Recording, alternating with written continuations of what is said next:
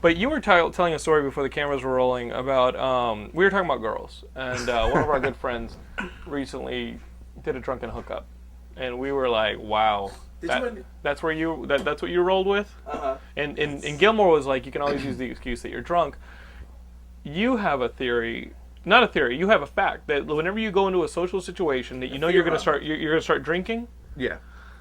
Before you start drinking, in the room, that you'll walk in the door and you'll say, 9 times out of 10, if I get drunk enough, that girl's ugly, but not so ugly that I won't sleep with her. And you have her picked out already, and every guy's done before it. you start drinking, you pick her out. Yeah. She's like your. She's like your. She might have like a little overhang. Floor. She might have a little overhang on the bell. She might, a little cut up in the face. What's overhang on the bell? Like a muffin top? Like a muffin top, yeah. Okay. And it's like your consolation prize. Basically. That if you want to go there that night. It's not the bicycle in the grand prize game, but it's the first 2 or 3 buckets. Yeah, if you did the Bozo the Clown. Oh, I was on Bozo the Clown. Were you really? Yeah, I didn't remember get to the grand prize the game where you throw the ping pong ball beer into pong for children? Yeah, beer pong for children. You're throwing it into increasingly further away targets and buckets, and the last thing is a bicycle. Yeah. This girl would not be the bicycle. She'd be like bucket 1, 2, 3. She would be gift certificate to ribs. Yeah, lunch with Santa or something like that. What you're saying is there's no excuse for saying, oh, it's just a drunken hookup. I think people, I have the problem of always remembering things when I'm drunk. And I think a lot of people use that as a write-off. Like, how drunk were you? Right. They're like, oh man, I don't remember anything. Like, psych, you don't want to remember anything, but you know what you did. That led you to talk about what you used to do in class. In high school, you used to bring comic books into class. I made the mistake of thinking, because I went to, the grade school I went to in Philadelphia wasn't like, oh, comics are for nerds. Like, people just kind of like comic books and stuff. And that did not translate. What grade is this? Put it in perspective. Like 5th, 6th grade. Okay, so it's not high school. It's not high school. That's okay. fine. No. That was when comics were cool. Okay. My brain was like, comics are cool forever, right? Hey. They're all who doesn't like Superman? Like, not me, okay? As you're getting punched in the face. But in high school, comics were not cool, and right. I would just have like a stack on my desk of Grant Morrison JLAs. During high school? Yeah, wow. Grant Morrison JLAs were in high school. And I would just be like, yo, that's a really good story.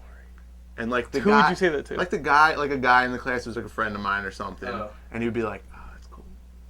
I can't be seen talking to you about like, this. You gotta stop. And then that'd be like the guy that pulled you aside, the friend, like, Nick, you can't openly talk about. And that's when I kind of repressed nerdiness for a little bit. Right. And I just kept it. So you went into wrestling? Yeah, I went into wrestling. And now you came out. We now should make some sort of like parallel thing. I did. Yeah, he exchanged wrestling, like comic books, guys in tights doing like wrestling fictitious stunts wrestling is into wrestling, comic books. And it's like it's live action comic books for the most part. This Wow. is the story of a repressed gay kid, only with comic books. Why you gotta make him gay? That's why I said it was a quarters life obsession. It was. Comics have always. I remember, and this is pretty pathetic, but in like 6th, 7th grade, I was sold on the fact that I was going to be a mass vigilante, and I made my cousin promise me to fight crime with me if I put something together. What I can speak for you, but what kind of requirements did your cousin have? Like what My kind cousin was like, "You are so full of shit. You're not going to." He's like, "We can't fight crime, Nick. Like we were Italian kids in South Philly." Right. And I was like, "We are fighting crime." I was like, "I'm gonna buy an ATV. That will be our vehicle. That'll be our vehicle." He's like, "You're insane." He's like, "You are utterly insane." I remember there was a little rumor going around that I wanted to fight crime, and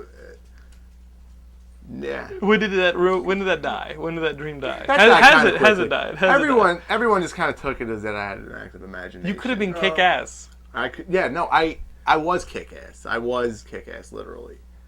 It was my plan. Did you pick out a name or what? Did you colors get like guys were gonna costumes? Yeah, it was.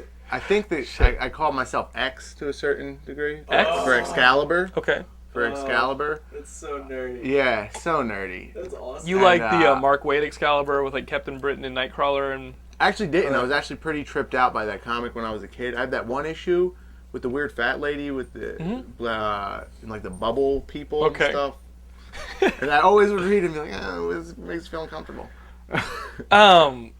Wow, Nick, it is good to have you on the West Coast. Listen, I'm on every episode. People have heard my crap.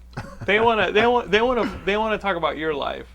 You know, how is your life going, Gilmore? Last we talked to you, you were about a day away from giving guys hand jobs for money. I honestly considered it. Like, I would, like, what would I have to do, right? You'd have to be safe, first of all, so, you know. Wait, Gilmore, I was joking just now when I made that joke. I was going to say, because if you did it with gloves and just kept it handsies, you'd make a good $50.